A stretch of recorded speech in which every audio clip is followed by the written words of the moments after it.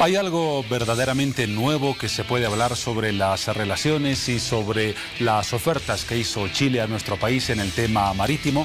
¿Hay algo verdaderamente nuevo? Reitero esta pregunta a propósito de algunos tuits que publicó en las últimas horas el presidente del Estado, Evo Morales. Uno de ellos decía, por ejemplo, que Chile formuló una oferta en 1975 de una compensación territorial a cambio de una salida al mar. Y el presidente del Estado presentó esta información como una revelación. ¿Es, pongo la palabra entre comillas, una revelación? ¿O ya era un tema que era conocido por historiadores y por la propia documentación generada por el Estado? Trataremos de dar respuesta a esa pregunta. Buenas noches, amigas y amigos. Comenzamos aquí, hora 23. Les damos la más cordial bienvenida y desde luego damos también las buenas noches a nuestra compañera Paola. ¿Cómo estás, Juan Pablo? Buenas noches, ¿cómo están todos? Bienvenidos a nuestro programa de lunes. De esta manera iniciamos la semana. Hoy nos enfocamos en esa situación que viven varios niños de nuestro país. Violencia, cada vez con más saña, con más crueldad. Y aunque cuesta trabajo creerlo, esta violencia en gran parte viene por parte del entorno familiar, de los más cercanos, incluso por parte de sus padres. Definitivamente esta tragedia que viven varios niños de nuestro país deja huellas imborrables, muy profundas y que en pocas ocasiones encuentran justicia. Es por ello que hemos visto la importancia de abordar este tema como el tema principal de hora 23, infanticidios en Bolivia. Estén muy atentos, bienvenidos nuevamente. Vamos contigo, Juan Pablo. Les hemos mencionado dos temas importantes, pero desde luego no serán los únicos en hora 23. Vamos a hablar, por ejemplo, del nuevo subsidio de lactancia y el subsidio prenatal. El gobierno, como ustedes lo conocen ampliamente, ha difundido en las últimas semanas que a partir del 6 de noviembre se relanzará un nuevo subsidio que tendrá componentes diferentes a los ya conocidos. Por ejemplo, productos frescos, carnes, frutas y verduras. Elementos que no se encontraban antes en el paquete del subsidio prenatal y de lactancia. Nuestro compañero Víctor Hugo Rosales tendrá una entrevista al respecto a pocos días, insisto, 6 de noviembre, para que comience a distribuirse ese renovado subsidio prenatal y de lactancia. Agregamos información.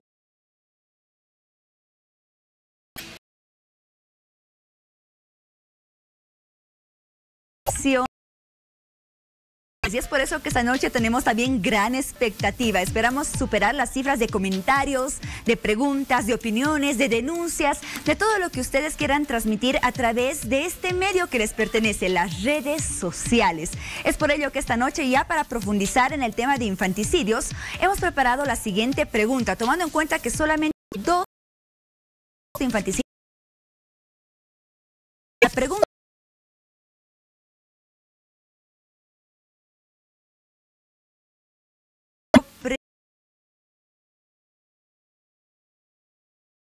todas sus respuestas. También tenemos otro cuadro preparado para todos ustedes.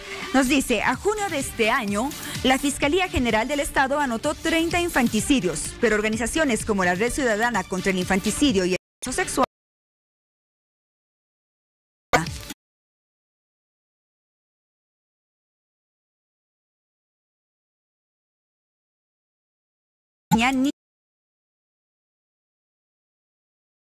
proyectaron tras la realización del foro sobre maltrato infantil y sus consecuencias, que se desarrolló el pasado martes en el auditorio de la carrera de Derecho de la Universidad Autónoma Gabriel René Moreno en la ciudad de Santa Cruz. Bueno, en los últimos años,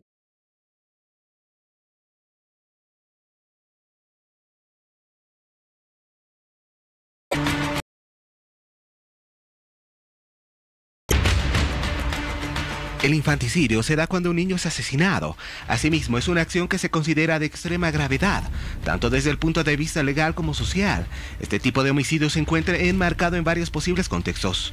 Ante esto, a junio de este año, la Fiscalía General del Estado anotó 30 infanticidios. Sin embargo, las organizaciones como la Red Ciudadana contra el Infanticidio, abusos sexuales en 2000, la defensa pueblo anotó 73 niños asesinados. Esto quiere decir 6 muertos por mes. Y a escala mundial, según la Organización de las Naciones Unidas, ONU, cada 10 minutos en algún lugar del mundo, un niño o niña muere como resultado de violencia. Estimaciones de la UNICEF señalan que cada año 25.000 niños son asesinados en constituciones de los. Sin embargo, la infancia aún está desprotegida. Prueba clara, en los últimos 8 años, en centros de salud de todo el país se atendieron a 7.201 mujeres y 2.863 varones menores de 10 años por violencia física y sexual. Adicionalmente a esto, en el último registro del 2013, los presos por ese delito eran 2.503. La estadística de reos no especifica si sus víctimas fueron menores de edad. Asimismo, según las estadísticas, en nuestro país, de cada 10 infanticidios que son denunciados, solo 2 logran sentencia, aseguraron organizaciones de defensa de los derechos de los niños.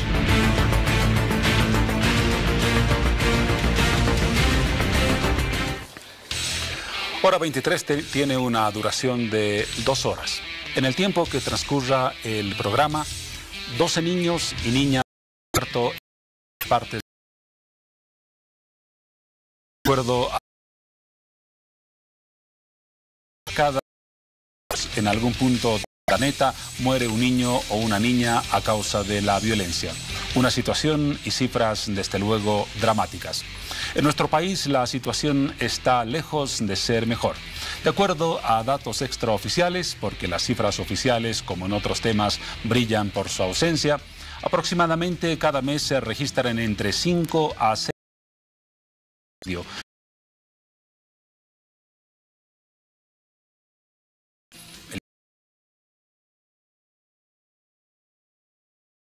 hoy.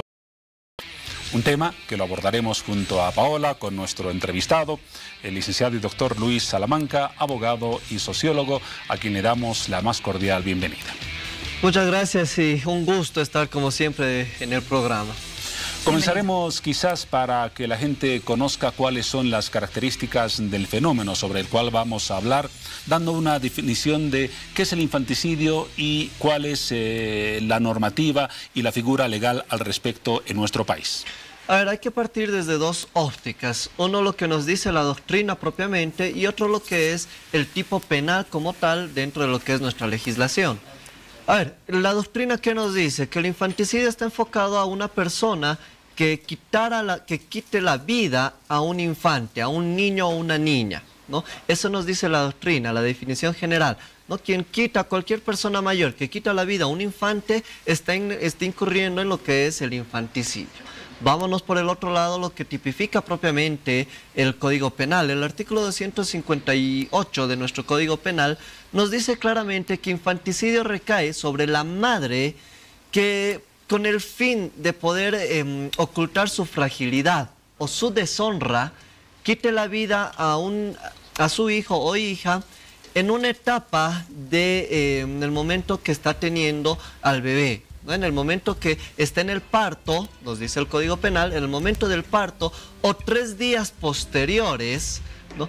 Va a ser sujeta a lo que es esta figura del infanticidio. Si le entiendo bien, esta figura en la normativa boliviana, por lo tanto, solo se aplica a la madre. ¿Qué pasa si un padre pone fin a la vida de su hijo? Exactamente, solamente recae sobre la madre, porque claramente el tipo penal lo que nos establece como sujetos de derecho dentro de lo que es este tipo penal está hablando de la madre que quita la vida al hijo para ocultar su fragilidad o para poder ocultar una deshonra, ¿no? Los famosos embarazos no deseados, diferentes situaciones que se provocan propiamente, pero por parte de la madre. ¿Qué pasa cuando un padre, un familiar o un extraño pone fin a la vida de un menor? ¿Cuál es la figura legal en la normativa boliviana? Ya estamos hablando dentro de lo que es el asesinato, ¿no? En su defecto premeditado, cuando hablemos del homicidio, pero estamos alejados de lo que es el infanticidio. El Código Penal claramente nos habla del infanticidio solamente en 2 artículos, lo que es propiamente el tipo penal del infanticidio en el artículo 258 y propiamente hace mención como una especie como un agravante propiamente dentro de lo que es el abandono de mujer embarazada. ¿En qué sentido? el Código Penal en el artículo 250 nos dice que aquella persona que abandona a la mujer que está en estado de embarazo y producto de ello esta mujer en el momento del parto comete el infanticidio, entonces se va a agravar la pena. El infanticidio es de 3 a 5 años. Vamos a hablar enseguida de las penas. Hemos definido el marco legal y qué es lo que dice la normativa, Paola, sobre esta figura del infanticidio. Seguramente muchos han quedado sorprendidos por esa circunstancia de que solo en caso de una madre que acabe con la vida de su hijo se aplica esta figura del infanticidio. Así es, Juan Pablo, yo formo parte de esas muchas personas seguramente que se han quedado sorprendidos con esta forma en la cual está tipificada el delito. A ver, licenciado Salamanca, hablaba de que la madre cuando mata o quita la vida al niño 3 días después de que se ha nacido, se considera infanticidio. En este caso, por ejemplo, ¿cuál sería la sanción para esta madre y cuál vendría a ser la sanción en el otro delito que está tipificado solamente como asesinato, cuando el padre, el abuelo o el tío quita la vida al menor de edad? A ver, el infanticidio no tiene más de 5 años de pena, ¿no? De privación de libertad son 5 años. Y cuando estamos hablando obviamente del asesinato tenemos los 30 años sin derecho a indulto, ¿no? Dependiendo obviamente la gravedad de cómo se ha ocasionado, ¿no? Los medios con los que se ha llevado a cabo este delito, pero eso ya es otro delito que generaliza, ¿no? Por parte del padre o cualquier persona que comete un ilícito.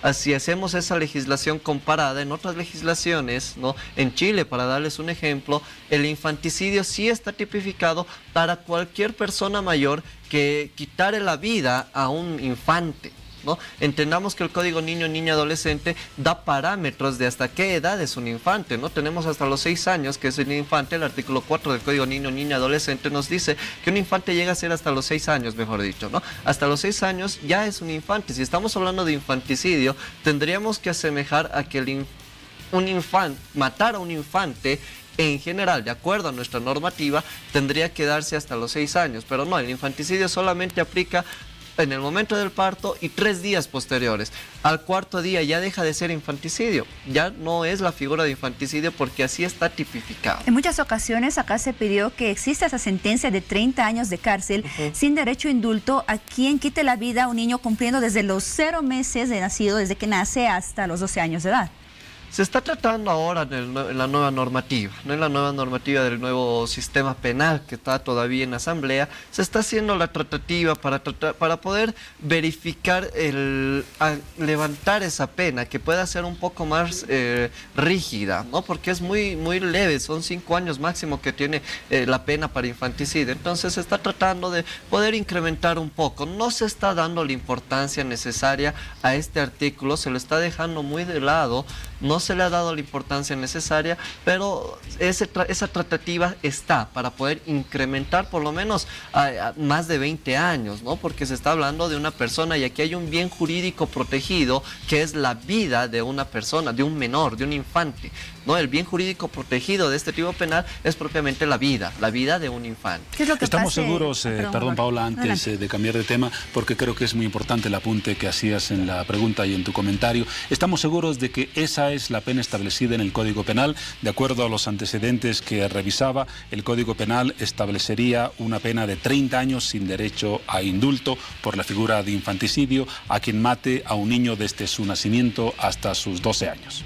No, el artículo 258 es claro dentro de lo que es el Código Penal, ¿no? Son 5 años y hay que ver hasta dónde llegan la agravante, pero son 5 años que tenemos en el Código Penal. El artículo 258 es el único artículo que tipifica el infanticidio, ¿no? Como tal. Ahora sí se está tratando de llegar a tener la misma figura de homicidio, asesinato, para poder alcanzar a los 30 años, que es la pena máxima que establece nuestra Constitución Política del Estado. Gracias por la precisión. Ahora sí, Paola.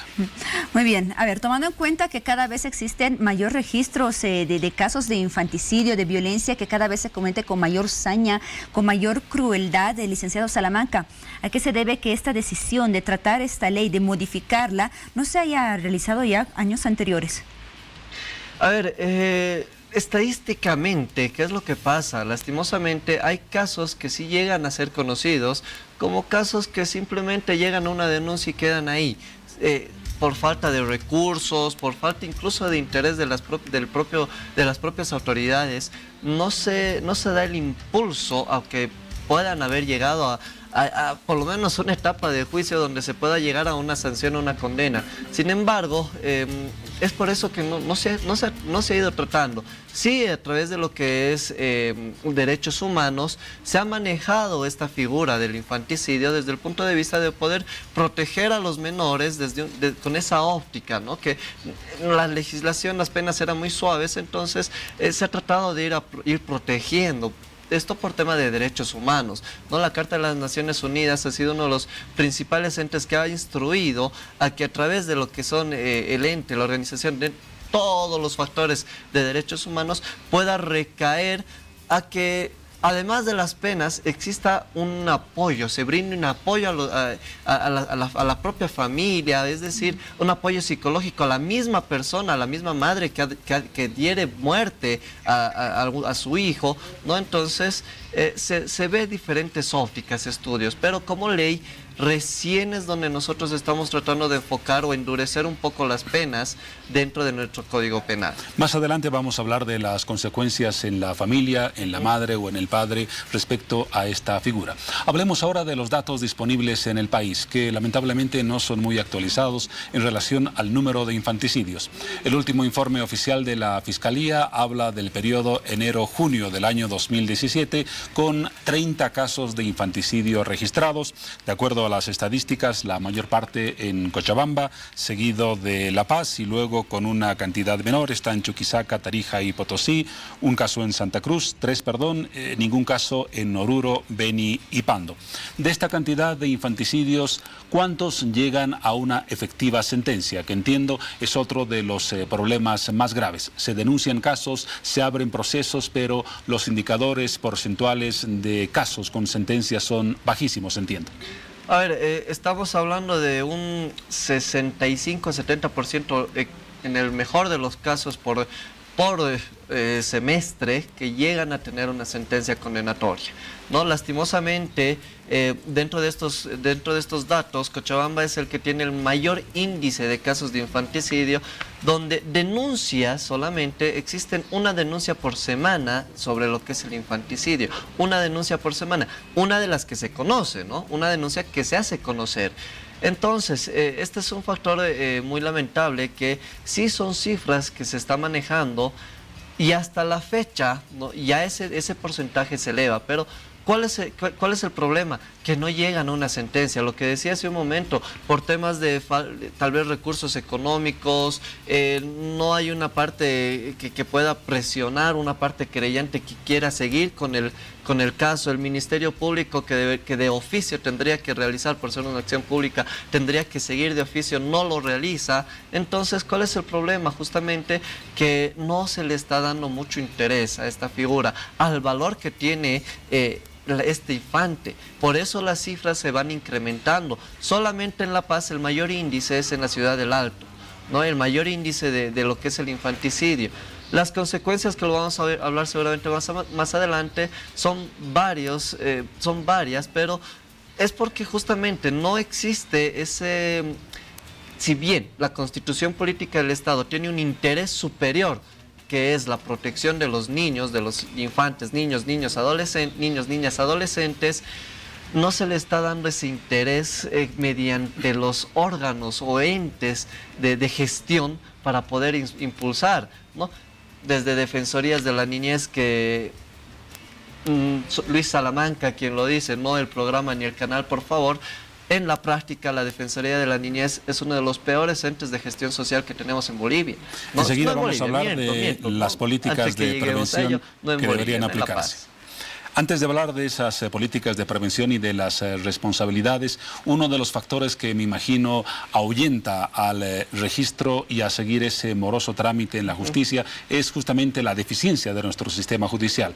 La Defensoría del Pueblo indicaba hace un par de años, a través de varios informes, que existe una cantidad insuficiente de fiscales y una cantidad todavía más baja de jueces destinados a tratar este tipo de casos. ¿Ha cambiado en algo la figura o seguimos en ese estado deficitario que alguna vez denunció la Defensoría del Pueblo?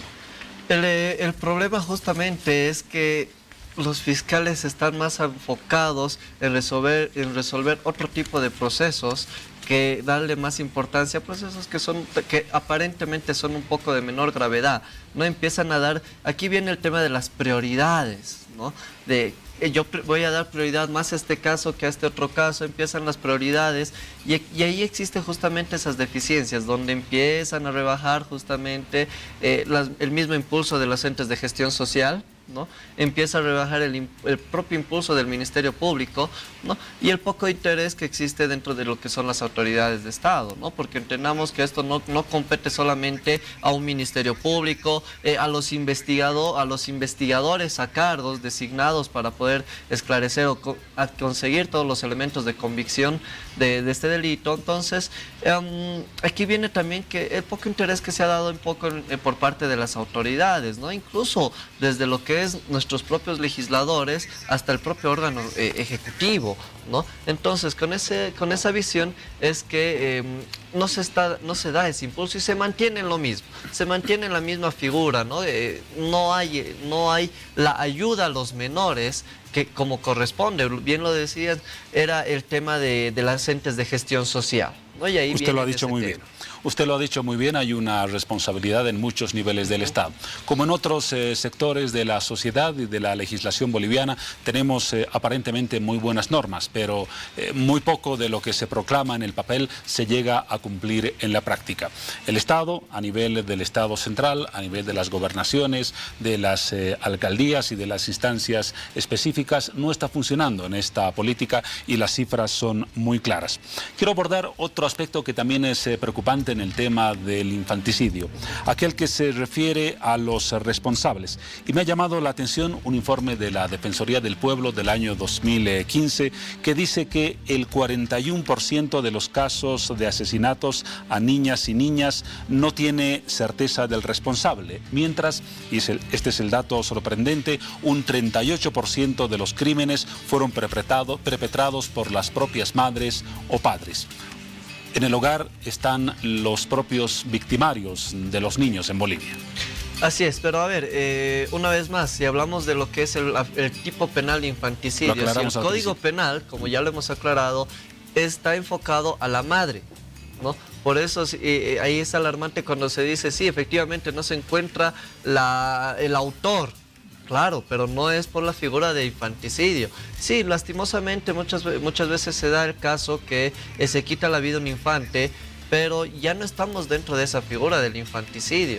Y sí es alarmante cuántos casos hay de abandono, de poder, momentos en los que se quita la vida, se asesina a menores directamente, donde no hay un responsable, ya sea por una negligencia de una autoridad, por una negligencia de la misma familia de ese menor a quien se le ha quitado la vida. Entonces, aquí existe ese factor, ese problema. En los índices de este tipo de delitos justamente es en el área, más es en el área rural, no es tanto en el área urbana. Este tipo de delitos, el índice estadístico, está más a los lugares que son más alejados, provincias, comunidades, y es por ello que muchas veces no se da con el autor propiamente. Muy bien. Habrá notado que Paolo ya no está acá con nosotros, se trasladó al sector de redes sociales porque tenemos una buena participación de la gente que, interesada por el tema y por las preguntas que planteamos al principio, está generando consultas y también algunas interrogantes específicas para nuestro entrevistado. Vamos entonces con Paola a ese aspecto. ¿Qué está pasando en las redes sociales en relación al tema que planteamos esta noche? Así es, Juan Pablo, bastante participación, por ello es que me trasladé unos minutos hasta nuestro set de redes sociales. Vamos a leer los comentarios de nuestros seguidores a través de la página. Maxi nos dice, un buen proyecto de leyes más duras con esos temas sería tal vez lo apropiado para que nadie se atreva a cometer crímenes horrorosos como este. Vamos con el siguiente. Noelia Jessica Olivares Santos nos dice, buenas noches. Debería haber un castigo de pena de muerte para esas personas, porque la vida de un niño no tiene precio ni años, porque la vida de un niño es lo más importante. Ruber Orlando Soto Melendres nos dice, se debe sancionar con la pena máxima en estos casos de premeditación y sin derecho a indulto. Noelia Jessica Olivares nos dice, nuevamente escribe Noelia, Les cuento que aquí en Quillacollo pasó algo con un niño que solo por comer una manzanita entró al sembradillo de manzanas y su padre le pilló o lo encontró para que ustedes puedan comprender mejor. Y a causa de esto, que entró a un lugar que no debía el niño, fue brutalmente descuartizado. Ahora el niño está en el cementerio. Consuelo Callejas nos dice: yo pienso que debería ser cadena perpetua o pena de muerte. Y vamos con el último comentario de Alejandra Roca Argandoña. Ella nos dice, selecciona mejor, nos dice la ley 548. A ver, retrocedemos un poquito, por favor.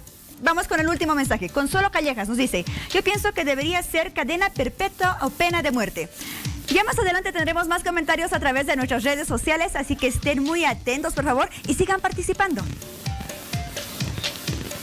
Gracias, Paola, por esos datos y por la participación siempre importante de la gente en los temas que planteamos. Escuchaban algunos de los comentarios.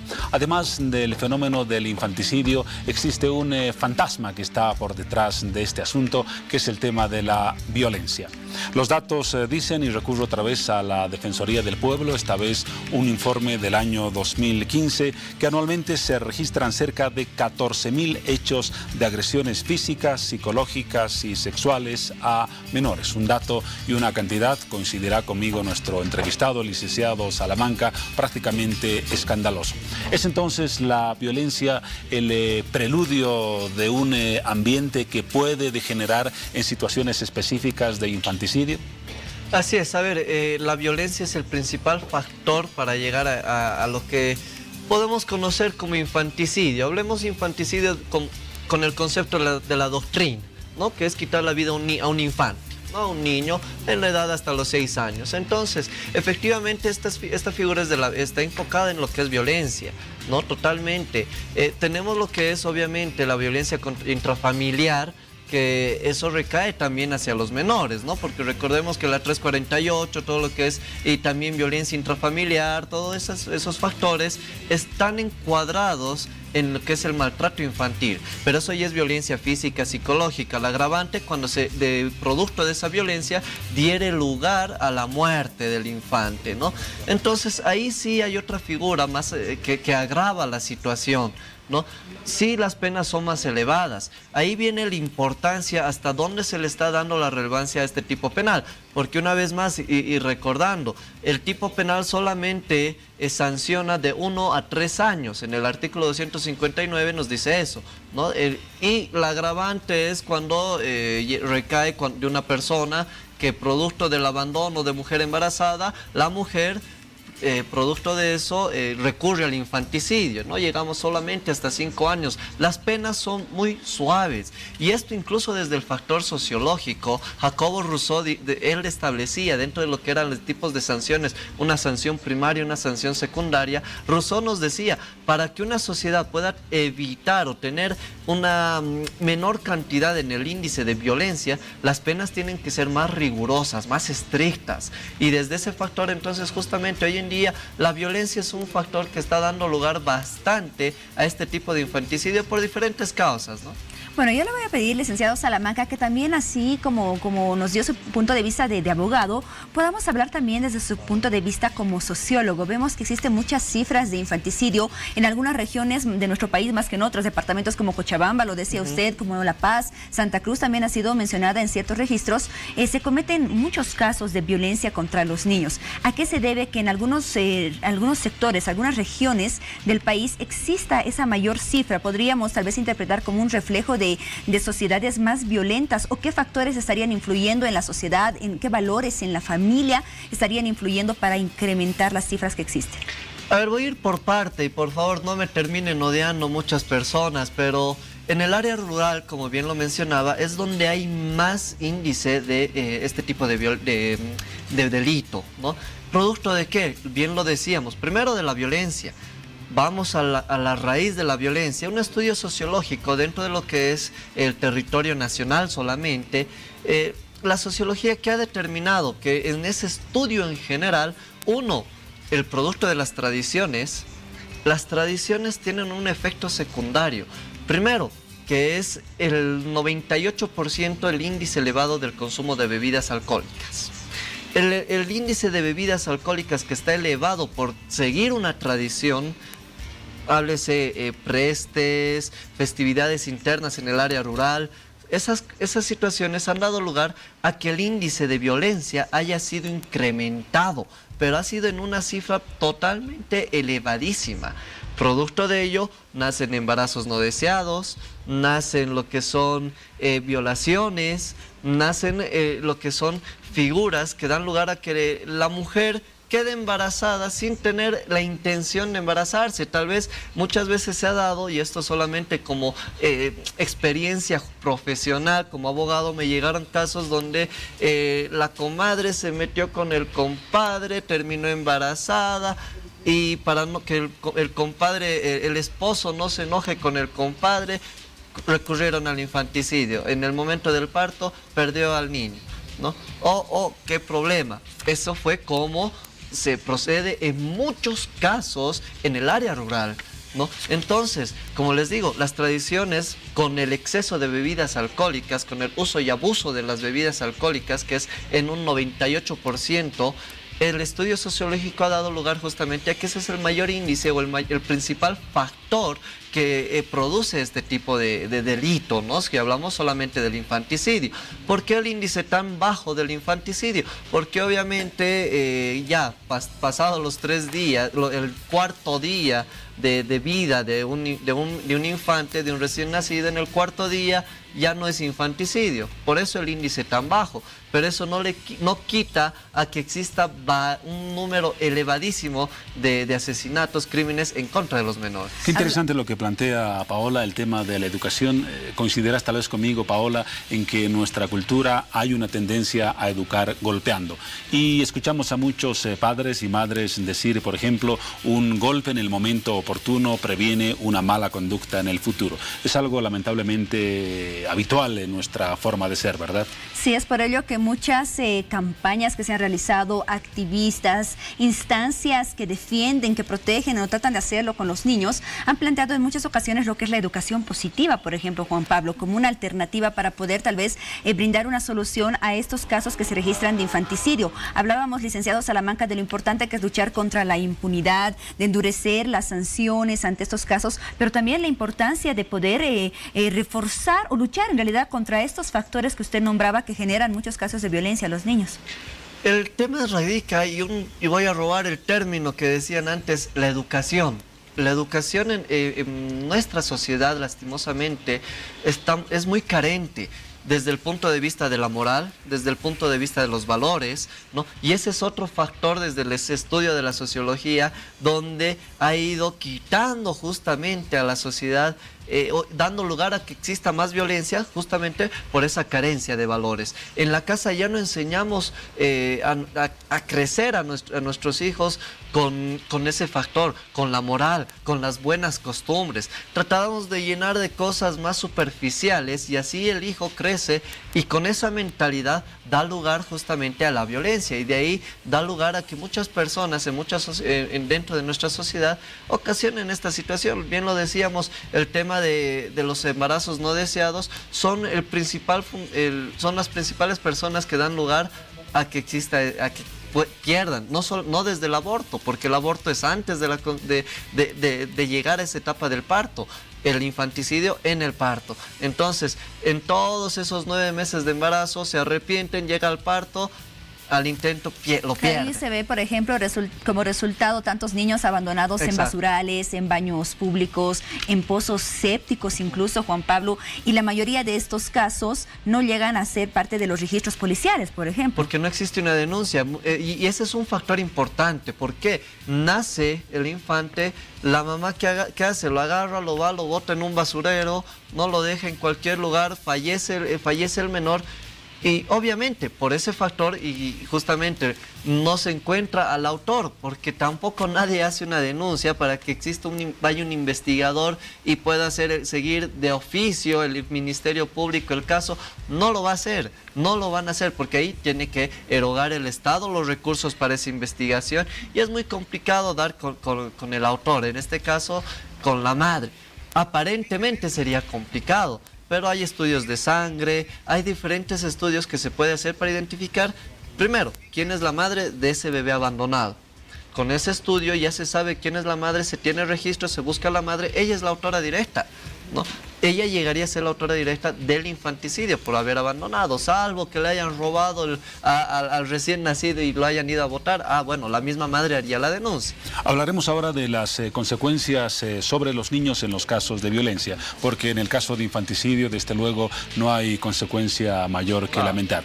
Pero en el campo específico de la violencia contra los niños, las secuelas son gravísimas. Los estudios psicológicos hablan de daños en la autoestima, de vergüenza, de amargura, de irritabilidad, de condenación y baja autoestima. Ya lo decía en una frase: el miedo se apodera de la vida de ese menor maltratado. ¿Qué desventajas, y ya me imagino que pueden ser muchas, nacen en ese menor víctima de la violencia a consecuencia de este trato?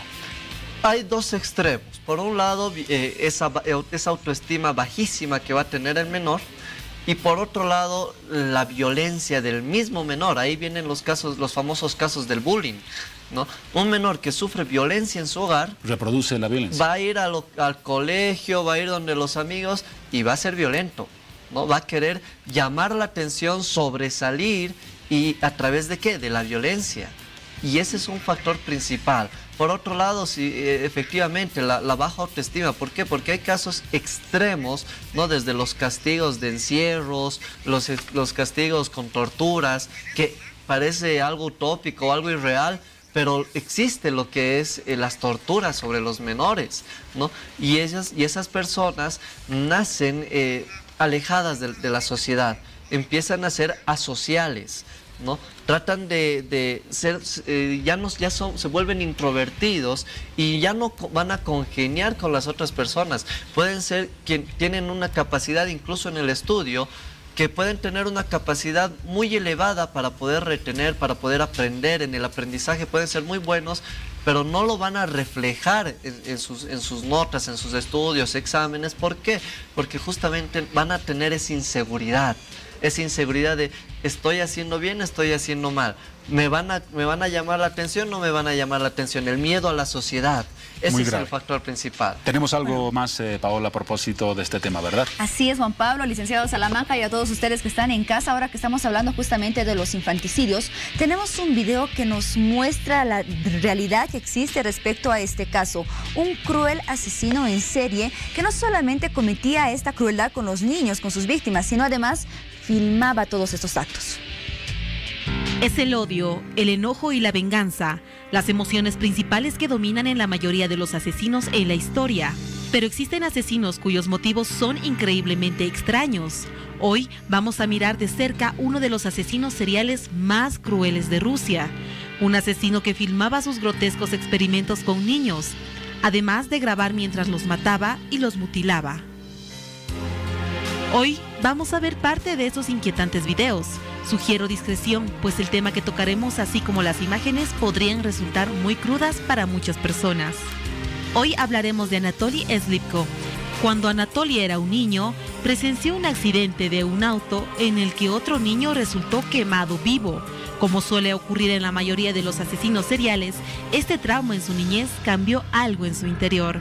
Se cree que el momento del accidente, Anatoly quedó sumamente fascinado por lo que veía, esa escena del chico muriendo quemado. Cuando Anatoly llegó a ser adulto, se convirtió en un hombre respetado por su comunidad. Ayudaba a niños de un club parecido al de los niños escucha. En los años 70, Anatoly tomó notoriedad, pues realizaba filmaciones con niños. A los niños de la comunidad les motivaba la idea de salir en una de esas filmaciones, pues para esa época era difícil acceder a cámaras de ese tipo en Rusia. Anatoly notificó a varios niños que estaría filmando un documental sobre las torturas en el campo de concentración nazi, pero esto era solamente una mentira, un método para tener voluntarios para sus prácticas. Anatoly solo quería recrear lo que sintió en el accidente, por lo que agarraba a los niños y los ahorcaba hasta dejarlos inconscientes. Luego prendía sus pies en fuego, abusaba de ellos y posteriormente los desmembraba. Todo esto frente a su cámara. También practicaba varios experimentos de torturas con ellos. Los padres de familia empezaron a notificar a la policía la desaparición de sus hijos. La policía descartó a Anatoly, pues lo consideraban como un ejemplo de seguir en su comunidad. Una investigadora, Tamala Lambayen, comenzó una entrevista a varios niños que formaban parte de este club. La mayoría de los niños entrevistados sufrían de algún tipo de amnesia temporal como resultado de los experimentos de Anatoly. Esto llevó a la policía a arrestarlo como principal sospechoso de la desaparición de 7 niños. Posteriormente se encontró evidencia que apuntaba a Anatoly. Guardaba los zapatos de sus víctimas como trofeo. Se confirmó lo que tanto se temía. Los niños estaban muertos. Y lo más impactante, tenía en su posesión imágenes de cómo los había asesinado. Las imágenes que vemos actualmente son parte de las encontradas por la policía. Claramente no se publicará la parte de los asesinatos, pero es inquietante saber que estos niños que formaban parte del documental terminaron sufriendo una muerte tan cruel. Anatoly fue sentenciado a muerte por asesinato, abuso sexual y necrofilia.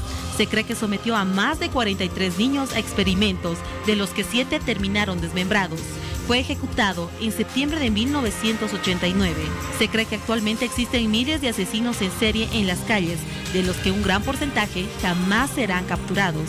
Es increíblemente inquietante que personas que son ejemplos en su sociedad podrían esconder tan fácilmente sus verdaderas intenciones.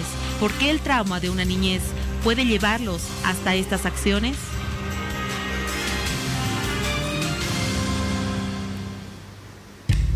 Definitivamente este video es sumamente impactante, nos ha dejado muy sorprendidos acá en el Cédora 23 y de seguro a ustedes también en casa. Y justamente notamos la preocupación y el interés de la gente con ese tema de los infanticidios y así lo van pronunciando a través de nuestras redes sociales. Tenemos muchas consultas, licenciado Salamanca, y una de las más frecuentes es acerca de la pena relacionada con este delito del infanticidio correspondiente al artículo 258 que usted nos nombraba hace un momento. ¿Podríamos nuevamente retomar un poco este punto, que usted nos pueda aclarar exactamente en qué consiste esta pena para infanticidio en nuestro país? Ya, a ver, nuevamente, la ley 1970, nuestro código penal, tipifica en el artículo 258 propiamente lo que es el infanticidio. ¿Qué nos dice el infanticidio? La madre que diere muerte a su hijo para ocultar lo que es su fragilidad, lo que es la figura de deshonra, ¿no? Tendrá una pena, nos dice, de 1 a 3 años. Eso nos dice el 258. Con la modificación que se realiza propiamente dentro de lo que son complementario a esta normativa, con todas las disposiciones de violencia contra la mujer, violencia contra los intrafamiliar y demás, al infanticidio se trata de impulsar a base del nuevo estudio a los 30 años de presidio sin derecho a indulto, ¿no? Que eso va a aplicar dentro de nuestra normativa de lo que es el Código Penal como la pena o la sanción de este tipo penal, ¿no? De lo que es propiamente el infanticidio, ¿no? Que es el único artículo que tipifica propiamente a la figura de la madre que quita la vida a un menor, ¿no? Hablamos de la madre, ¿no? Lo que yo les comentaba desde un principio, ¿no? Otro de los artículos que nos habla de lo que es el infanticidio simplemente es cuando nos hablan del hombre que abandona a mujer embarazada y producto de ello la mujer da curso al infanticidio, ¿no? Procede con el infanticidio, ¿no? Y ahí la pena para el hombre, en este caso, se agrava hasta 5 años, ¿no? Por abandono de mujer embarazada, ¿no? Porque producto de ello la mujer dio lugar al infanticidio, ¿no? Y aparte, obviamente, la mujer va a ser procesada igual por este delito. Como parte de las reformas al Código Penal que están en curso y en discusión en la Asamblea Legislativa, ¿qué cambiaría respecto a esta tipicidad del delito y a las posibles penas si se aprueban los proyectos que están en curso? Simplemente con el tema de la pena que se va a tener, ya no presidio, bueno, ya no hay presidio, en el nuevo código todo es cárcel, en el nuevo código de sistema penal toda la sanción recae sobre lo que es cárcel, ¿no? Ya no va a haber presidio, reclusión, privación de libertad, ya todo es cárcel, entonces va a ser cárcel de 30 años sin derecho a indulto. Esa es la figura tajante, ¿vale? En el infanticidio, la madre que produce, que da curso a la muerte de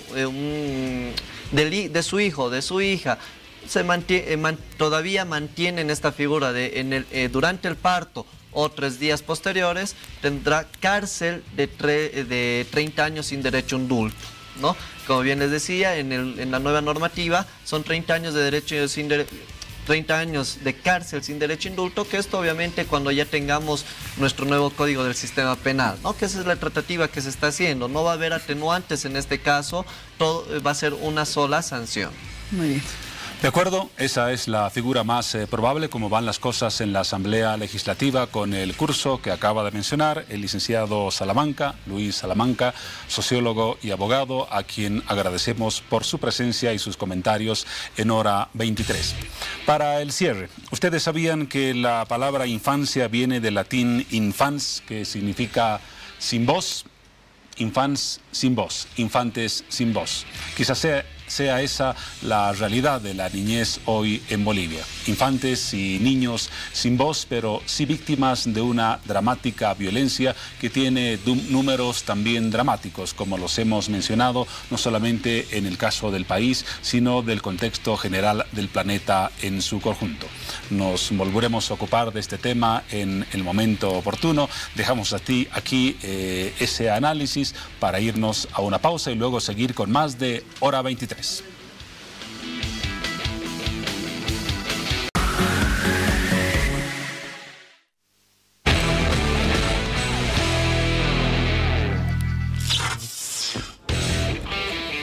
Bueno, es momento de conocer las noticias más destacadas de esta jornada. El ministro de Economía, Mayo Guillén, informó la mañana de este lunes que este año no se pagará el segundo aguinaldo, toda vez que el crecimiento económico a junio es de 3,94%, inferior a lo establecido en el decreto supremo que instaura el 4,5% para la cancelación de este segundo beneficio.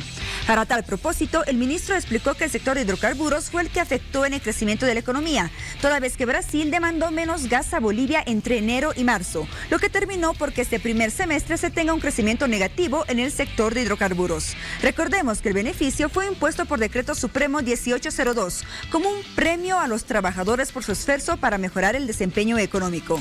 Asimismo, este beneficio se pagó desde el 2013 al 2015. Sin embargo, desde el 2016 el crecimiento del Producto Interno Bruto fue en descenso.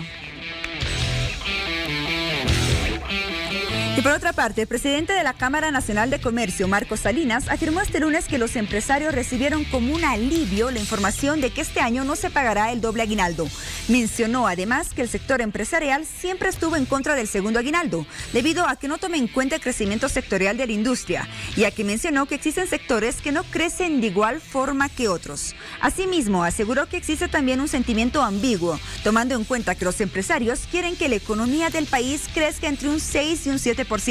Por esa razón, pidió al gobierno revisar el pago del segundo aguinaldo en el marco de una política salarial consensuada con todos los sectores involucrados.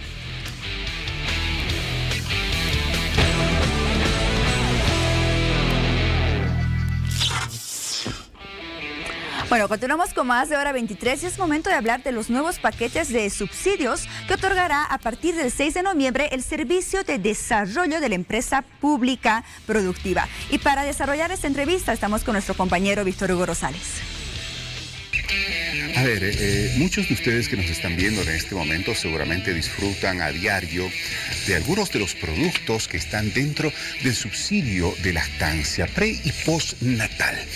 Este subsidio contempla un monto de 2.000 bolivianos, que es el salario mínimo, y tiene 6 líneas de productos sumamente interesantes. ¿Cuál es la novedad con el subsidio que va a ser entregado a partir de este 6 de noviembre? Se incluyen los productos frescos, como la carne, las verduras. Van a tener ustedes opción de disfrutar de algunos productos que son altamente necesarios en la canasta familiar de todos los días. Por eso es muy importante la entrevista que vamos a tener hoy, para darles a ustedes algunos detalles de cómo se va a manejar el tema del subsidio de aquí para adelante. Ya no está EVA, ya no está Lacteosbol, está SEDEM, el Servicio de Desarrollo de las Empresas Públicas Productivas del país. Vamos a hablar esta noche con sus representantes, pero antes vamos a enterarnos de algunos detalles en la siguiente producción.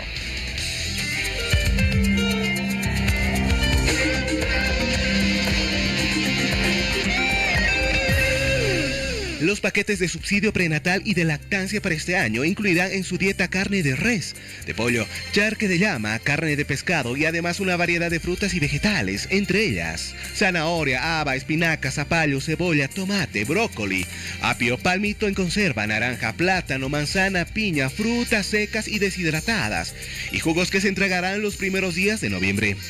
Asimismo, según la gerente del Servicio de Desarrollo de las Empresas Públicas Productivas SEDEN, Patricia Vallivian, explicó que los nuevos paquetes de subsidio, aprobado a través de una resolución por el Ministerio de Salud, tendrá un equivalente general al 30% de cereales y derivados, 10% de verduras, 20% de carnes, asimismo un 5% de aceites y otro 5% de azúcares, entre otros. Además, señaló que todos estos alimentos van en beneficio nutricional de la madre. Sin embargo, en un lapso corto de tiempo serán reemplazadas por tarjetas inteligentes, donde se registrarán todas las entregas. Asimismo, se anticipó que mediante este mecanismo, los productos frescos se podrán retirar cuando las madres vean conveniente, con el objetivo de que los productos no entren en estado de descomposición.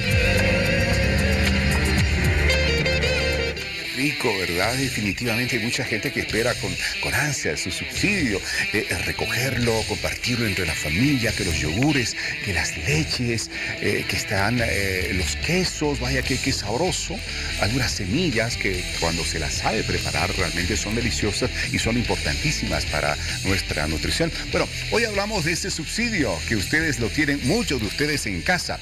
Quiero dar la bienvenida a nuestras invitadas esta noche. Quiero partir por la licenciada Ana Guzmán, es gerente de comercialización del SEDEM, Servicio de Desarrollo de las Empresas Públicas Productivas del país. Ana, qué gusto, buenas noches. Bienvenida. Siento muy feliz. Oiga, yo también. ¿Sabe qué? Me siento en casa. Qué lindo. ¿Sabe por qué me siento en casa? Porque creo que a través de ustedes podemos informar a la población. Pero informarles de qué es lo que ellos tienen, qué derecho tienen, cómo pueden mejorar su alimentación en su familia. Y por eso es que estamos aquí nosotros. Agradecerte una vez más por la invitación que nos dan. El SEDEN está muy orgulloso de enfrentar este nuevo reto, ya que hemos visto con mucha preocupación el tema de la nutrición en nuestros hogares, ¿no? No, sin duda. Hoy vamos a entrar a detalles del cómo el SEDEM toma esta responsabilidad de la distribución de este subsidio que antes estaba en manos de EVA, de Lactobol. Siguen, pero ya no distribuyendo, sino siendo parte de lo que es el subsidio. Bueno, damos la bienvenida también a Mabel Gaete Daza, que es coordinadora de comunicación del SEDEM. Mabel, qué gusto tenerte acá. Buenas noches. Muchas gracias, Víctor Hugo. Y aquí para subsanar todos los temas y todas las preguntas que tengan ustedes sobre este beneficio que es tan importante para las mamás. Bueno, yo estaba conversando con nuestras dos invitadas antes de sacar esta entrevista y la verdad que es muy interesante. Yo les recomiendo a ustedes en casa estar muy atentos a cada pedacito de lo que vamos a hablar a partir de este momento sobre este subsidio. A ver, vamos a comenzar. Este 6 de noviembre, un hito importante en el subsidio pre y postnatal. Ana, cuéntanos por qué. Bueno, primeramente ha sido una preocupación de nuestro presidente.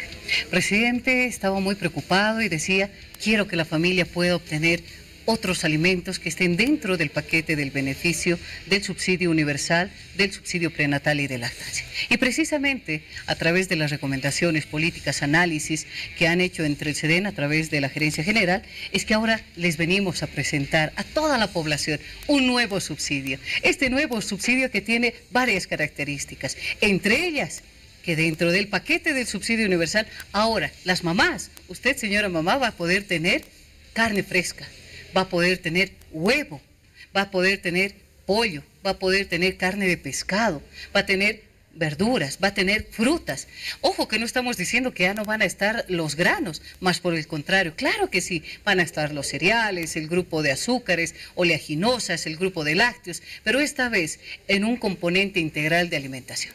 Bueno, y decíamos, ¿no? Es que claro, muchas familias recibían su subsidio y para muchas familias realmente era sin duda lo más importante de su dieta del mes, porque hay familias que difícilmente con 5, 6, 7 hijos les alcanza para tener una dieta razonable.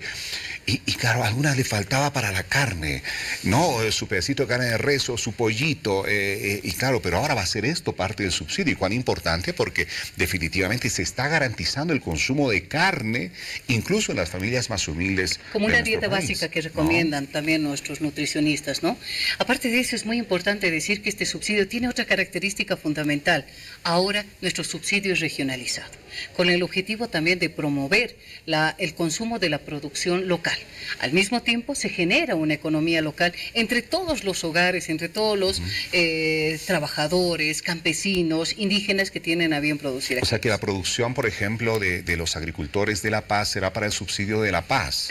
Para la región. Para la región. Sí, vamos a estar lo trabajando. propio Cochabamba o Santa Cruz. Correcto, esa es muy buena aseveración y esto nos permite trabajar de forma directa con nuestros hermanos productores. Queremos que el trabajo que ellos desarrollen tengan un mercado seguro y ¿por qué no? El subsidio es su casa y el subsidio es la fuente directa para poder abastecer a todas las familias nacionales, ¿no? Y claro, de esta manera se satisface además la expectativa de los productores nuestros bolivianos, ¿verdad? Que se reclamaban permanentemente que los productos peruanos ingresan a nuestro mercado a precios sumamente baratos porque la productividad es esta en Perú, etcétera, etcétera, etcétera. Y tiene un mercado seguro a través del subsidio de lactancia importante, sin duda va a absorber parte importante de su producción. A ver, entre otros productos, Ana, repasemos. Carne de res, lo que se incluye en el subsidio que a partir del 6 de noviembre se va a distribuir en el país. Carne de res, de pollo, de pescado, charque de llama y de res, huevos, zanahoria, haba, espinaca, zapallo, cebolla, tomate, brócoli, apio, palmito en conserva, naranja, plátano, manzana, piña, frutos secos, frutas deshidratadas y jugos de fruta. Vaya, realmente una delicia y una oportunidad que nuestra gente realmente pueda tener una variedad muy interesante en su menú. A ver, se incluye todo esto, pero dentro de lo que es este subsidio, Ana, ¿cuáles son algunos de los productos, porque eso se pregunta también a la gente que nos está viendo, que van a dejar de ser parte de este paquete de productos que incluye el subsidio?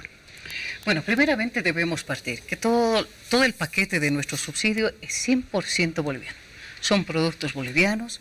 Nuestro objetivo es fortalecer a los productores nacionales para que esto genere una mayor productividad en nuestro mercado y así aseguremos nuestra seguridad alimentaria con soberanía. Bueno, me hablabas acerca de algunos productos. Te voy a mencionar algunos. Por ejemplo, el tema de la lenteja y la avena. Sabemos muy bien que nosotros a nivel nacional estamos produciendo, pero no en las grandes cantidades que se requiere para abastecer a todas las beneficiarias, madres aseguradas y madres beneficiadas por el subsidio universal. Se está creciendo, pero queremos evitar todo aquel contrabando que ha estado llegando, ¿no? Entonces, por esa razón puede ser que la avena, la lenteja no estén en este paquete, pero eso no significa que lo hemos sacado definitivamente. Más por el contrario, se está trabajando con políticas para la ampliación de la agricultura familiar y esto puede ingresar en lo que significan los paquetes del subsidio prenatal y de lactancia. Bueno, qué interesante. Y bueno, cuando hablamos de carnes, de verduras, bueno, tenemos necesariamente que referirnos a un sistema de refrigeración necesario para la conserva de estos productos. Bueno, ese sistema todavía no está en el SEDEN, por lo tanto se tiene que pensar en supermercados. Por eso es que la distribución de estos productos se va a hacer a través de supermercados y quiero que nos hable de ello Mabel Gaete, que está con nosotros acá. A ver, cuéntame, ¿cómo se va a hacer la distribución de estos productos y a través de qué supermercados? Si es uno solo en todo el país o son dos o son regionalizados, ¿cómo se está manejando este tema? Bueno, estamos trabajando con supermercados regionalizados. La idea de esto es, como tú lo decías, es brindarles mejor comodidad a las mamás, ¿no? En La Paz estamos trabajando con el supermercado ¿Qué tal? Todas las mamás pueden ir a todas las salas del supermercado ¿Qué tal? Que quedan en La Paz, en el Alto.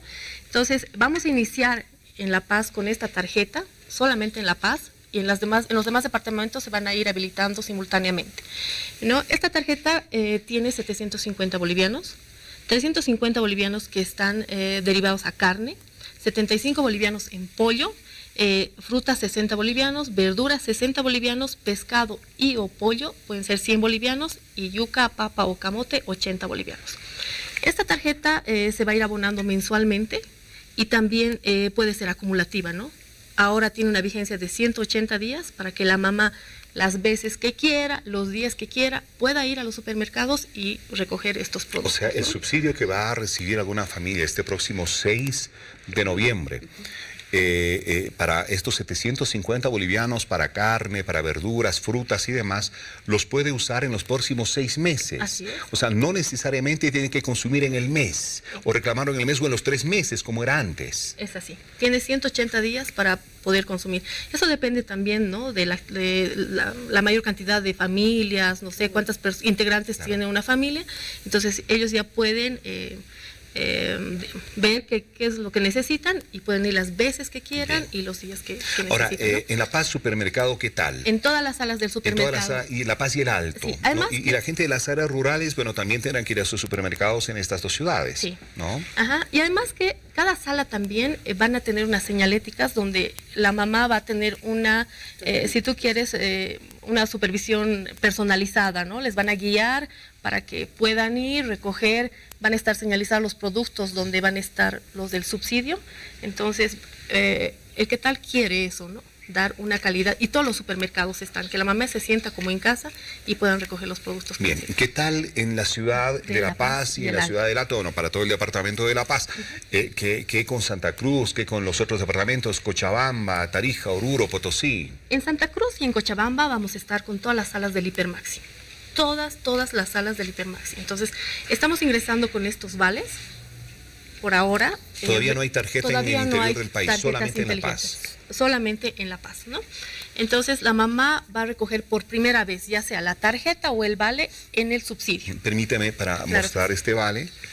Entonces, las mamás recojan ya sea el vale o la tarjeta, por primera vez lo van a recoger en nuestros puntos del subsidio para que ellas puedan ser habilitadas ya, para que puedan ir a las salas, ¿no?, de los supermercados.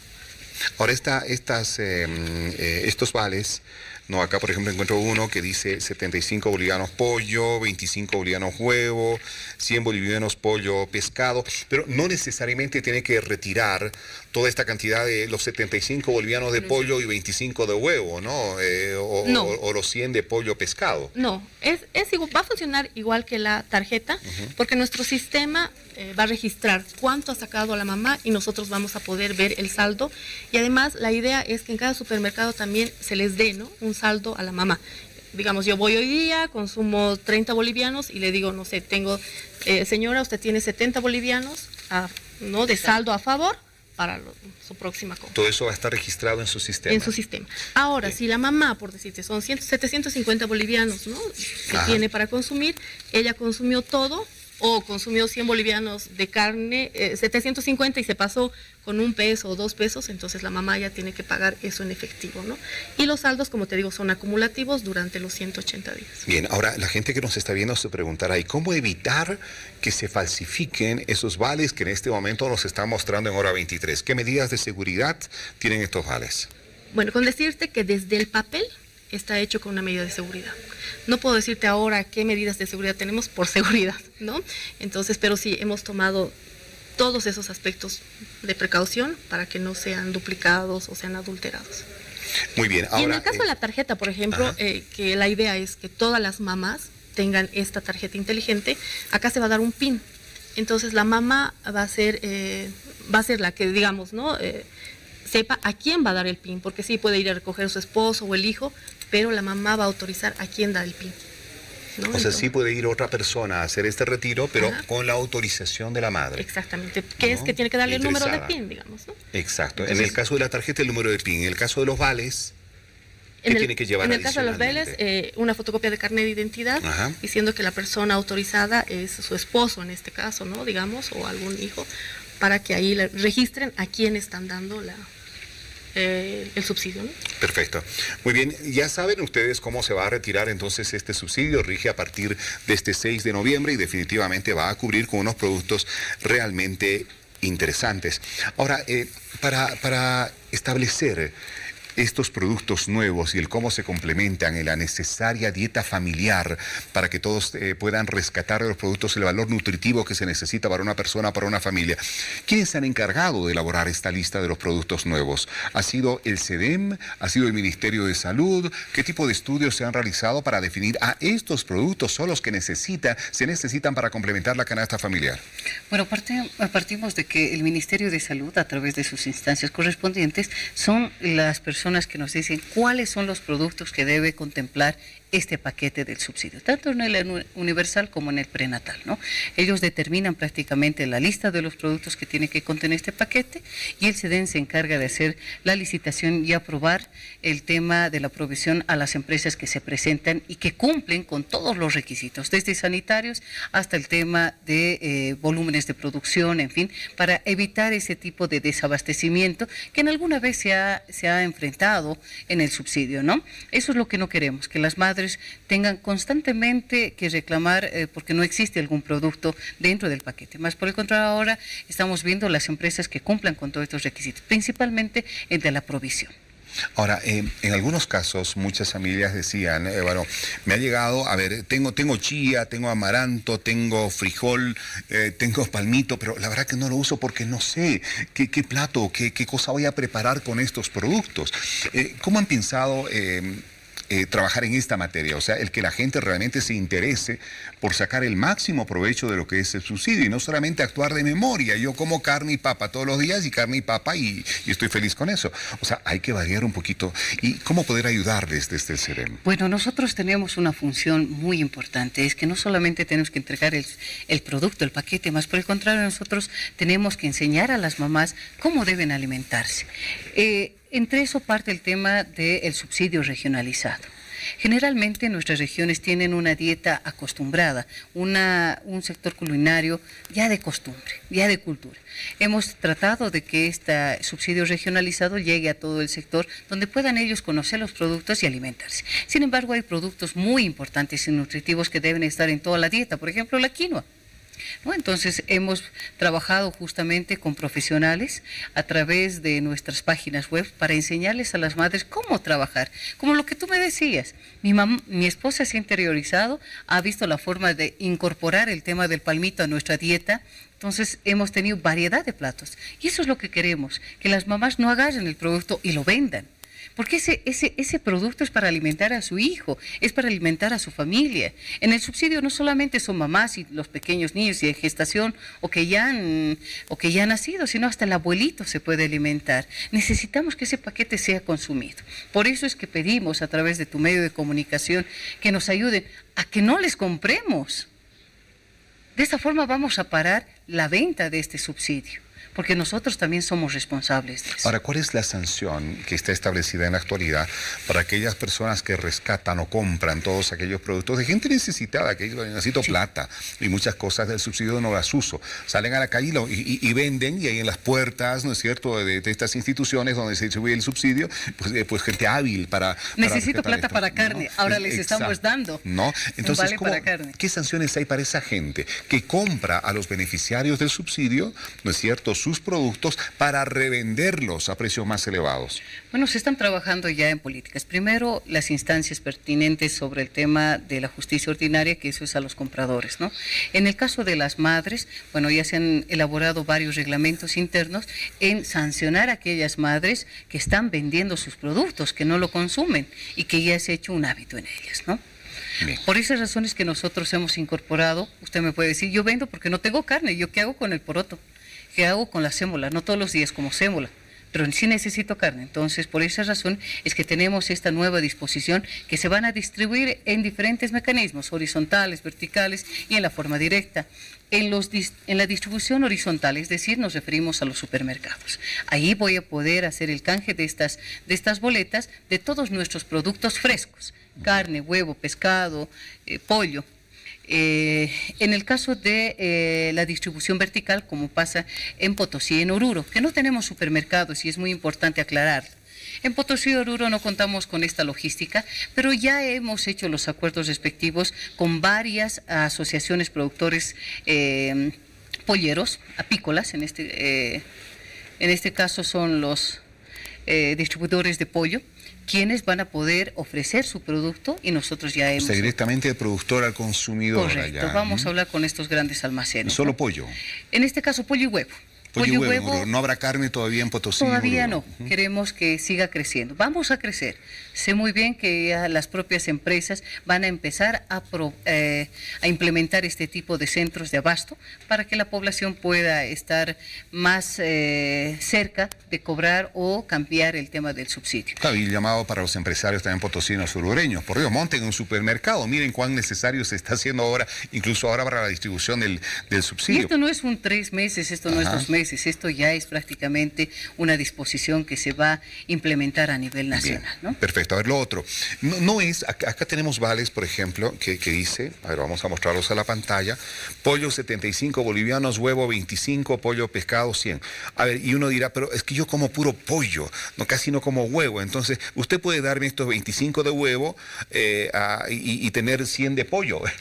No se puede hacer, pedir un producto a como uno lo quiera, ¿no? Yo quiero esto más que el otro, no. No. Es huevo, huevo, pollo, pollo, pescado, pescado. Es así. ¿No? O sea, no se puede cambiar el producto. No.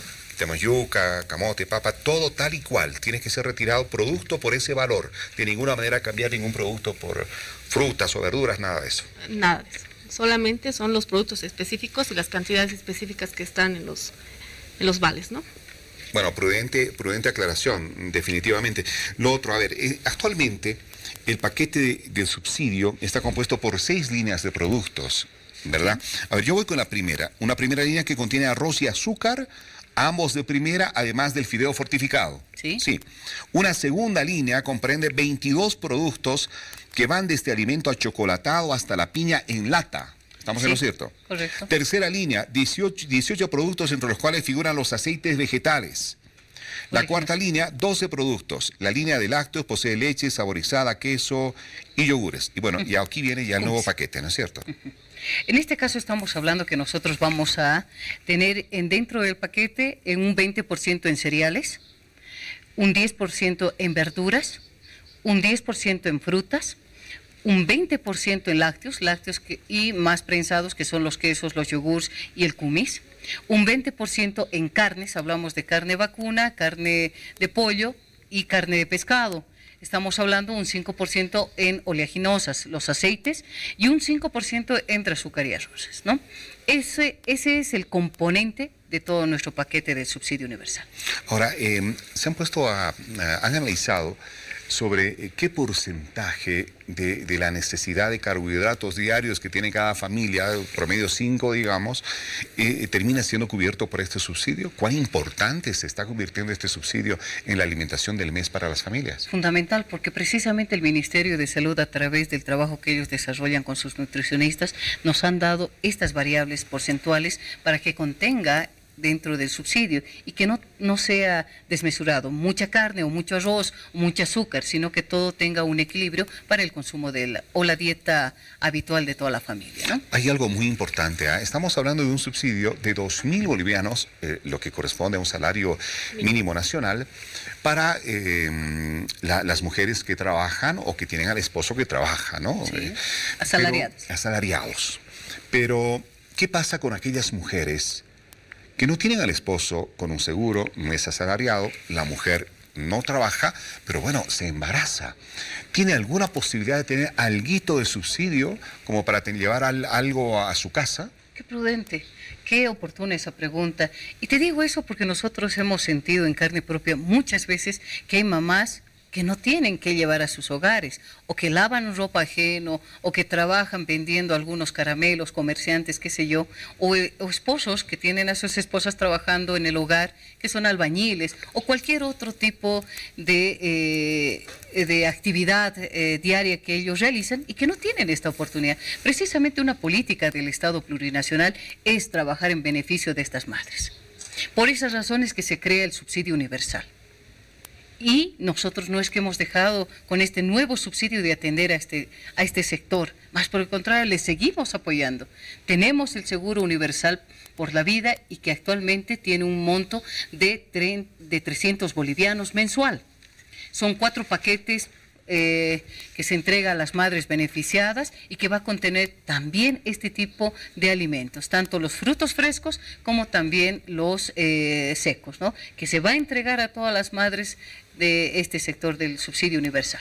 O sea, cualquier mujer que se embarace, que vaya a tener su bebé, tiene derecho, por más de que el esposo no trabaje, ya no trabaje, tiene derecho, sea campesina, sea indígena, sea de las áreas periurbanas de la ciudad, sea absolutamente todas las mujeres. Ese es un rol social, sí. Ese es un beneficio, este es un tema que tenemos que trabajar y profundizar, y Dios quiera que, bueno, este es un tema personal, quisiera que esto pueda crecer, para seguir apoyando a todas las madres que las necesitamos en el área rural, en el área urbana. Estamos para eso, para seguir apoyando a este sector. Sería maravilloso, ¿no? Así como se hace en el tema de las pensiones, hay el aporte solidario para la vejez. Sería maravilloso lograr a futuro que las personas, las madres, las futuras madres que no tienen seguros, que no tienen salarios y demás, tengan la posibilidad de tener quizá un subsidio mucho mayor. Pero bueno, de algo se empieza y se ha comenzado bien. Esa es una muy buena señal. A ver, mucha gente que nos está viendo en todo el país seguramente tienen algunas consultas, querrán informarse más. ¿Hay alguna página web, hay algún teléfono a donde puedan hacer estas consultas? Así es, como tú lo decías, ¿no? Ahora todas las mamás bolivianas tienen un subsidio. Entonces, para poder mantenerlas informadas a todas nuestras mamás, nosotros hemos creado una aplicación que se llama Subsidio, que la pueden descargar de la Play Store, ¿no? Entonces, ustedes descargan esta aplicación, ingresan sus datos y las mamás ahí van a tener un historial de todos los paquetes que hayan recibido y todos los que están habilitados también, ¿no?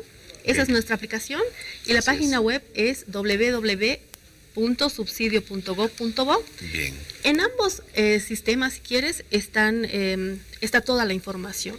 Todos los supermercados que están habilitados a nivel nacional, las direcciones de todas las salas que están, y también tienen, ¿no?, una lista de todos los productos que corresponden a cada departamento. O sea, todo se encuentra en esta aplicación y en la página web. A ver, vean ustedes la aplicación. Lo único que yo hice es entrar al App Store, ¿no es cierto? Puse subsidio, ahí lo ven ustedes, y me sale, lo primero que me sale es subsidio, y ahí abajito dice SEDEM 2017. Ustedes entran ahí, instalan la aplicación, yo ya lo instalé, entro a la aplicación, ¿Es así? tengo que abrirla. Ahí está, ya la abrí y me pide algunos datos. Exactamente. ¿Qué me pide? Entonces ahí registra su nombre completo, su número de celular y su carnet de identidad.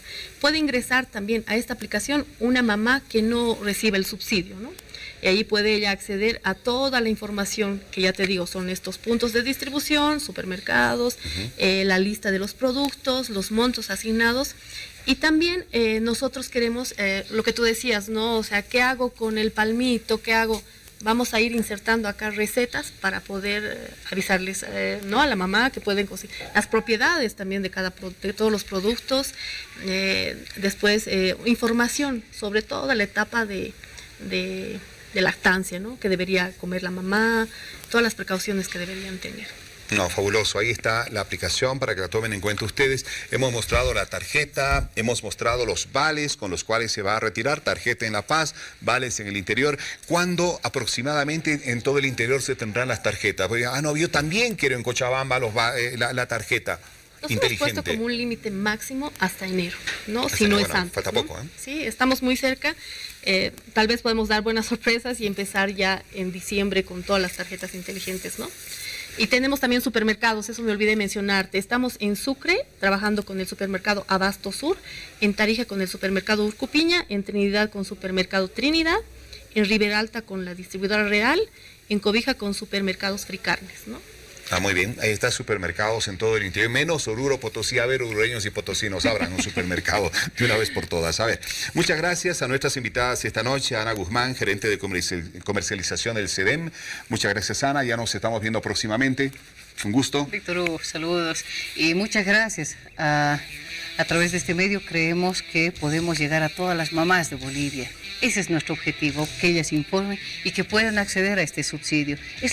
Es nuestro lanzamiento estrella, yo creo, porque ahora sí vamos a tener todo lo que necesitamos las mamás en nuestra casa para hacernos nuestra comidita, bastante nutritiva, pero también tenemos algo muy importante, estamos trabajando con nuestros productores y eso es lo que garantizamos, una producción 100% boliviana. Hecho en Bolivia, por los bolivianos, generando una economía local para todos nosotros. Muy lindo, no va a faltar la carnecita, el pollito, las verduritas, la fruta, y qué rico en la dieta familiar. Gracias a Mabel Gaete, también coordinadora de comunicación del SEDEM. Mabel, qué gusto. Muchas gracias, Víctor Hugo, y esperando a todas las mamás a que ya puedan acceder a este beneficio que tienen, ¿no? Bueno, yo estoy seguro que los índices de natalidad van a subir en los próximos meses, producto de estos cambios que hay en el subsidio. Bueno, muchas gracias. Perdón, No, adelante, vamos. Bueno, básicamente estos productos son el resultado de una encuesta que nosotros hemos realizado, ¿no? Hemos preguntado a las mamás qué es lo que más quieren y lo que más les interesa. Entonces, estamos dando lo que ellos han pedido. Así es. No hay pretextos para comer rico en adelante en casa y nutritivo, claro está. Bueno, muchas gracias a nuestras invitadas. Volvemos y con el último sector de Hora 23 para hablar de uno de los temas que anunciamos al principio de este programa. La desclasificación de algunos documentos importantes respecto a las negociaciones del año 1975 entre Chile y Bolivia, desde luego con el mar como trasfondo temático.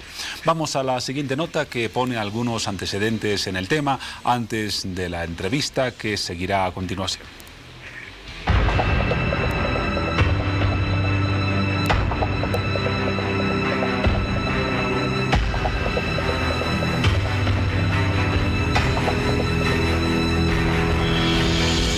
Documentos desclasificados por el primer mandatario de Estados Unidos, Donald Trump, dan cuenta que en 1975 Chile ofreció un secreto a Bolivia, una salida soberana a las costas del Pacífico a través de un corredor de aproximadamente 10 kilómetros.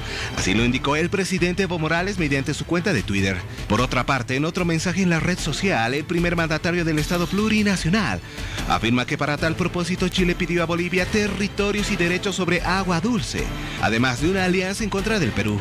Ante esto, Chile asegura que no existen temas pendientes. Recordemos también que en septiembre, el canciller chileno Heraldo Muñoz afirmó que su país siempre estuvo dispuesto a escuchar las aspiraciones de Bolivia y presentar sus intereses propios al vecino país. Sin embargo, afirmó que esto no significa que exista una obligación jurídica de negociar un acceso soberano.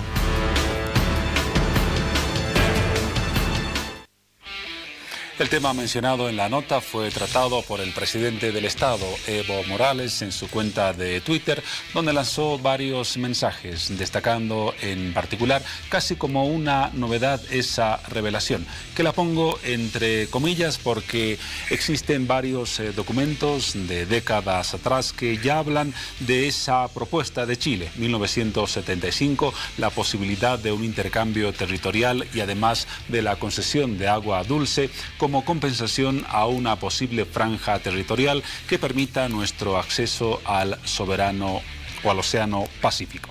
Para hablar de este tema estamos esta noche con una valiosa presencia, la del analista en temas internacionales Andrés Guzmán, a quien doy la más cordial bienvenida a Bolivisión y a Hora 23. Andrés, como siempre, buenas noches y bienvenido, lo decía ya, al programa.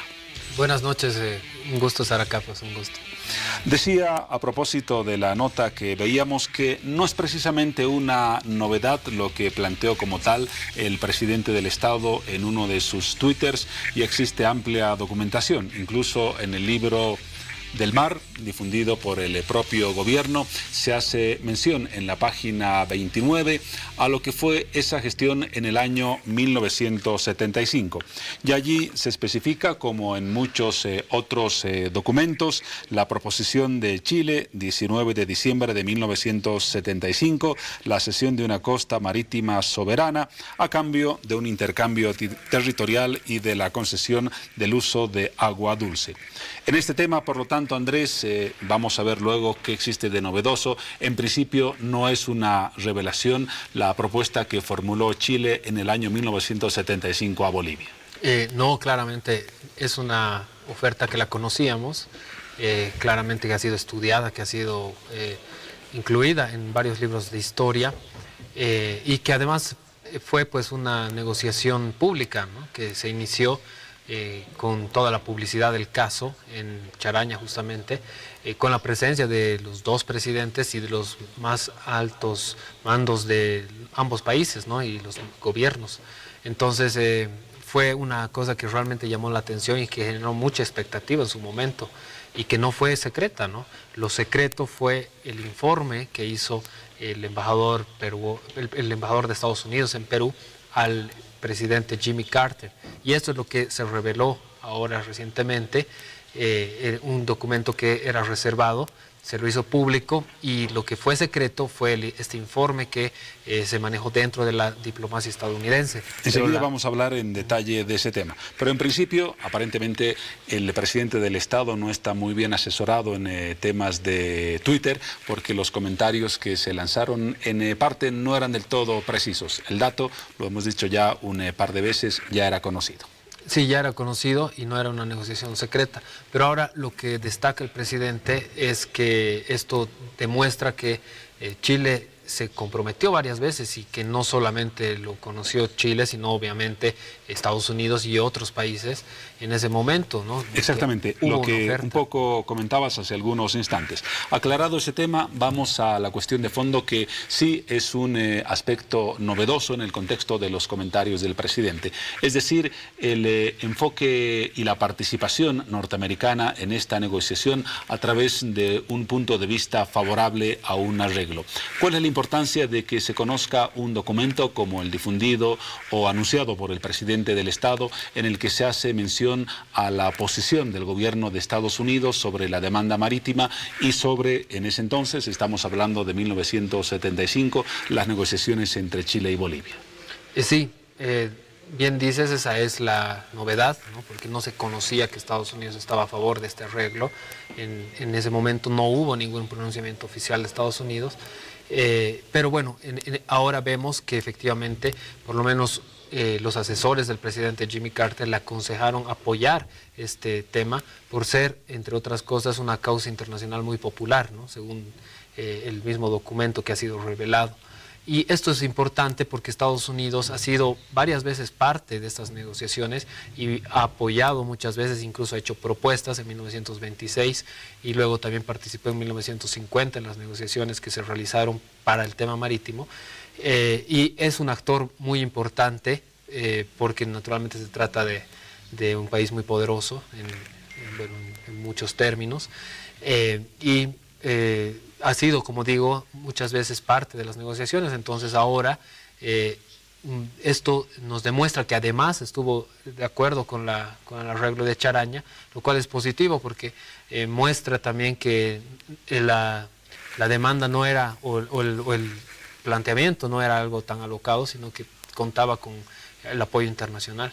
Que me imagino además refuerza la principal tesis boliviana en la demanda que se ha planteado ante la Haya respecto a cuáles han sido los compromisos sucesivos de Chile para conceder o para pensar por lo menos en una solución que implique una cesión territorial y un acceso soberano al mar. Es un punto que refuerza esa tesis boliviana. Claramente, sí, porque demuestra que Estados Unidos estaba muy de cerca con el caso, ¿no? Lo estaba siguiendo, y que, bueno, hubo pues este acercamiento que ahora Bolivia lo está reclamando como vinculante, ¿no? Como obligatorio de incumplimiento, porque Chile se manifestó a favor de esto, como lo había hecho muchas veces a lo largo de la historia.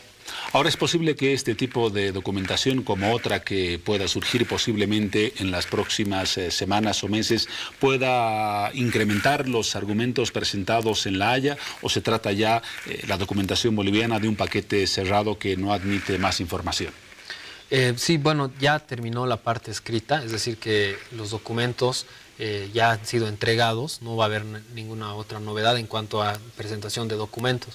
Lo que ahora resta en el proceso es justamente la parte oral, cuando las partes van y defienden sus argumentos oralmente frente a la Corte. Pero ya no se presentan documentos, ¿no? De todas maneras, esto ya estaba, obviamente, era parte de la demanda. La negociación de Charaña es uno de los ejes más importantes de nuestra demanda y fue incluida, ¿no? Con todos los documentos y con todo lo que corresponde. Solo este pequeño detalle, ¿no? De que Estados Unidos estuvo a favor, bueno, es simplemente un complemento, no hace la esencia del caso, ¿no? Que acaba siendo, por lo que decíamos anteriormente, más que un pequeño detalle, un gran detalle por la posición de Estados Unidos en este conflicto o contencioso binacional. Así es. En ese sentido, o sea, lo que nos toca también es mirar lo que puede venir, ¿no?, en una futura negociación. Si es que la Corte falla a favor de Bolivia, vamos a tener que negociar con Chile y ahí vamos a necesitar el apoyo de muchos países, ¿no?, de la comunidad internacional en general, pero de los países que son estratégicamente cercanos a este problema, ¿no? Estoy hablando de Argentina, de Brasil, de Perú, naturalmente, principalmente del Perú, pero también de Estados Unidos, que es un país que tiene mucha influencia en Chile, que es algo innegable, y que sería muy bueno tenerlo de nuestro lado en esta negociación, ¿no?, para que cualquier cosa que se vaya a plantear pueda ser también considerada en ese sentido por parte de Chile. Los tuits del presidente del Estado han reflotado el tema de la cuestión marítima, que por temas de coyuntura quedaron en un segundo o tercer plano. Con el caso Pari, con el caso elecciones judiciales, el tema marítimo ha quedado por lo menos coyunturalmente relegado. Recordaremos, por favor, Andrés, cuáles son las siguientes etapas del proceso que tienen pendiente Bolivia y Chile en La Haya para estar al tanto y pendientes de ese calendario. Sí, bueno, como decía, la parte escrita ya culminó, ¿no? En la parte escrita se compone de la presentación de la memoria por parte del Estado demandante, la contramemoria por el demandado, y luego la réplica y la dúplica, ¿no? O sea, son 2 documentos por cada parte, eso ya han sido presentados, y ahora toca que la Corte establezca las fechas para la fase oral, ¿no?, donde los abogados de las partes se defienden verbalmente entre los jueces de la Corte. Eso va a durar alrededor de unas 2 semanas y luego finalmente ya se retiran los jueces a deliberar a puerta cerrada y finalmente alrededor de 6 meses después emiten el fallo, que es obligatorio e inapelable. Estamos hablando, de acuerdo a algunos otros cálculos, de que podamos llegar a la etapa de ese proceso más o menos a finales del año 2018, ¿o es un cálculo muy optimista? Sí, claramente. De hecho, tal vez incluso antes podamos ya conocer el fallo, ¿no? Entonces falta muy poco, ¿no? Falta ya casi un año o menos de un año y hay que prepararse, ¿no? Y creo que ahí está también la tarea más importante que se tiene, porque creo que lo más difícil viene después, ¿no? El juicio obviamente ha sido un tema que se ha llevado muy bien, muy profesionalmente, y por eso también se ha obtenido buenos resultados hasta el momento, ¿no? Esperemos que así sea hasta el final, que obtengamos un resultado totalmente favorable a Bolivia, y eso nos permite iniciar una negociación con Chile, pero ahí va a ser la parte más difícil, ¿no?, de hacer un planteamiento, de encarar esa negociación con gente especializada, ¿no?, con diplomáticos que entiendan de derecho, de economía, de historia, de todos los temas que se relacionan con este asunto, para poder sacar el mayor provecho, ¿no?, posible y lograr lo que estamos buscando, ¿no?, un acceso soberano al mar. Para acabar, Andrés, aunque seguramente te han formulado varias veces esta pregunta y no se trata de hacer futurología, ¿con qué perspectiva de resultado ves el fallo final de La Haya? Desde luego, como bolivianos tenemos una posición fundada en una esperanza histórica, pero desde el punto de vista frío del experto internacional, ¿cuál es el camino o la salida que vislumbras a este proceso? Bueno, soy bastante optimista. Creo que la Corte le va a dar la razón a Bolivia, no porque sea boliviano y quiero que sea así, ¿no?, sino porque, como dices, o sea, viéndolo objetivamente, tenemos buenos argumentos, hemos presentado un caso muy interesante que se sustenta en todos estos compromisos, ¿no?, que además tienen mayor fuerza por ser tantos, ¿no? O sea, no es solo el tema de Charaña que lo hemos llevado a la Corte, sino que hemos llevado una serie de negociaciones, acuerdos, compromisos y promesas que ha hecho Chile a lo largo de la historia, que hoy las estamos exigiendo como obligatorias, ¿no?, de cumplimiento obligatorio. Y por eso creo que vamos a ganar, creo que tenemos, un buen caso, pero lo más difícil viene después, ¿no? Y eso es lo que hay que tener en cuenta, hay que prepararse, y no solo en cuanto al equipo que vaya a negociar, sino como pueblo en general, ¿no? Los bolivianos en su conjunto tenemos que estar preparados para lo que pueda hacer, ¿no? Tenemos que tener en claro qué es lo que queremos exactamente, qué estamos buscando, qué entendemos por acceso soberano, y más importante aún, qué estaríamos dispuestos a dar como una compensación, ¿no? Porque estamos hablando de negociar, y para negociar hay que dar para obtener, ¿no? En ese sentido, tenemos que trabajar eso. Creo que el gobierno también tiene su labor pendiente en eso, ¿no? en hacer una campaña de concientización y de debate interno para generar consensos, ¿no? Y adicionalmente a ello, como parte de la estrategia, también conseguir apoyos internacionales de otros países para poder llegar a esa negociación en la mejor posición posible, ¿no?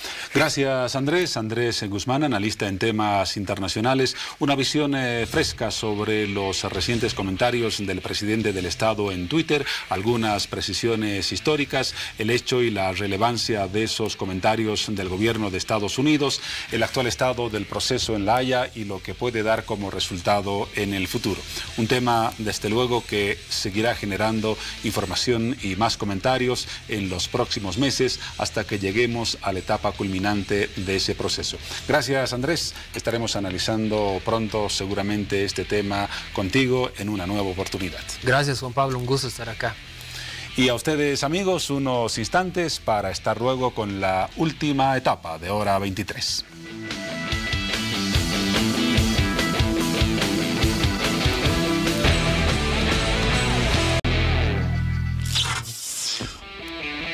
Muy bien, ya llegamos a la recta final de Hora 23, pero yo tengo una invitación para todos ustedes. Ya de acá a unas horas en el siguiente programa estaremos hablando de esa fiesta extranjera que se ha posicionado muy bien en nuestro medio, cada vez más, Halloween. Pero además ahí tenemos la música de terror. Justamente de eso estaremos hablando de acá a unas horas. Pero además estaremos hablando de nuestras tradiciones, de nuestras costumbres, de lo que es la fiesta de Todos los Santos, que mucha gente tiene muchas costumbres acá en nuestro país, realizan sus mesas y algunos están preparando las masitas tradicionales de estas fechas, y justamente queremos pedirle a que todos ustedes mañana comiencen, bueno, de acá a unas horas en realidad, comiencen a enviarnos todas sus fotos acerca de las tradiciones y costumbres que tienen acerca de la fiesta de Todos Santos, fotos de sus mesas si desean, de las masitas que están preparando, y también, por otra parte, de la fiesta de Halloween, su mejor disfraz. Envíenos todas las fotos a través de nuestra página de Facebook Hora 23, disponible de acá a unas horas más. De esta manera nos despedimos ya en la recta final del programa. Familias bolivianas, que tengan un excelente descanso y gracias por iniciar su semana junto a nosotros. Adiós, Juan Pablo. Una fiesta, Halloween, una tradición, Todos Santos, costumbres que se entremezclan y, como lo mencionaba Paola, ya es difícil hoy en día en el mundo global y moderno diferenciar entre lo externo y lo propio. Hay una simbiosis en este mundo que hace que muchas cosas acaben siendo apropiadas en un contexto particular. Lo dicho, estaremos con ese y otros temas dentro de algunas horas cuando nos reencontremos, y será un gusto estar nuevamente con ustedes. Buenos días y hasta pronto.